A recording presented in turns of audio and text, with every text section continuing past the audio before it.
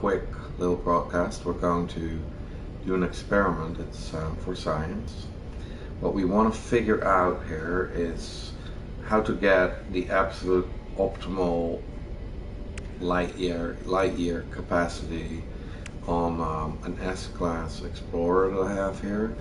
As you can see, this Explorer has a 61% hyperdrive bonus, and right now all the hyperdrives are in a line, kind of a random order, and I have a theory about how to get more light years out of this, and I'm gonna go try that. So what we're gonna do is, first I'm going to create a save. I also gather a ton of extra resources, because when you break this down, the game unfortunately doesn't give you all your resources back. It only gives you about half. So I'm going to break this down right now. We're going to take these away, and so they're all gone. I'm going to move this so that we have space for our test, and we're going to reload my save a few times to try and see what the difference is. Now, my theory here, I got two theories actually. One of them we can't test. I think the best bonus possible would be obtained when you have them in a square, but that's virtually never possible. So the next best thing, my theory anyway, is that we take the theta one and we make it have contact with all the other ones to try and optimize the bonus.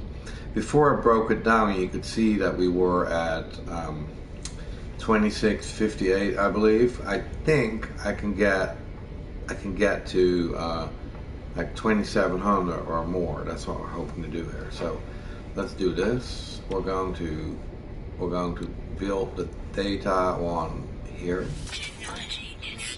and now it shouldn't matter whether we put the other, where we put the other two. It's going to be these two slots, so that we create kind of a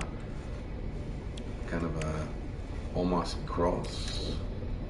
I'm going to put this guy here, and then I'm going to put this guy here, and yeah, there we go. So look at that. We got 2706.8 light year range out of our 61%. Now, I think that's the best you can get. Now, what we're going to do now is we're going to reload my save. Let me see, to make sure our time, to make sure I'm not reloading something old. There we go again. So we're reloading the save so we can build the setup again in a different configuration, so you'll see that you get different values. So let's see what we got. Here we go. We're back in my freighter, and this is back in line. And you see now here that in this particular configuration we kind of have about 50 less, so you know, not great. The next thing I want to try is to put them in a line, but make the theta have contact with the core hyperdrive. So let's try that. We're gonna try to put this body here, and then I'm gonna put the two. You know what? I'm gonna put. Yeah, let's try that first. We're gonna put the two over there and the one over here. So what do we get? Look, 2668. So that's not as good as what we had earlier. Not as good. Alright, so let's reload that save again. This is great. We can try out all these different versions. Gotta wait for a second for this to reload.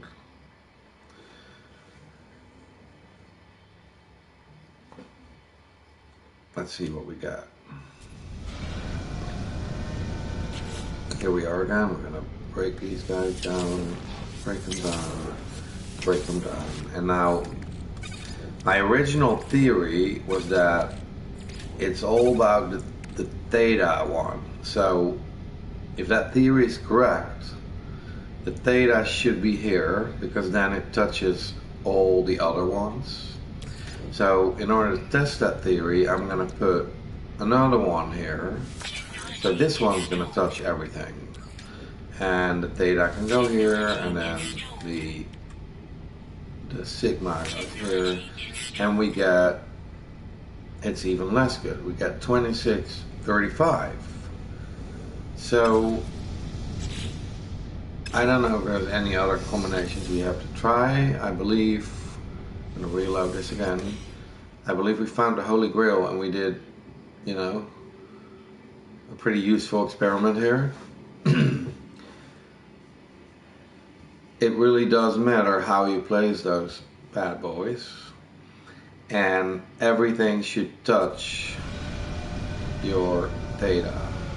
So we're gonna do it again. We're gonna install our final setup.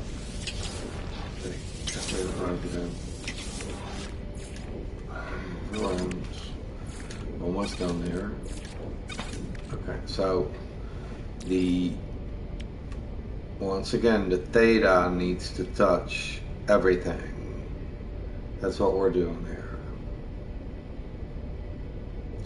You know, yeah, no. Yeah. Yeah, it goes over here. Sorry, got distracted for a second. And it doesn't matter, it shouldn't matter where these two go.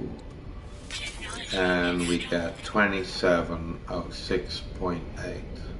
So there you go.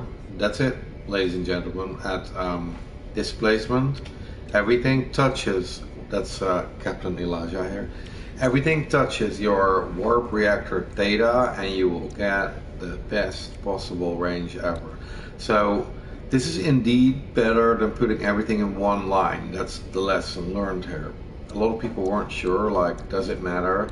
Well, it does. We just gain almost 50 light years here. So thanks, Captain Elijah, and we are ending this video right now. Alright.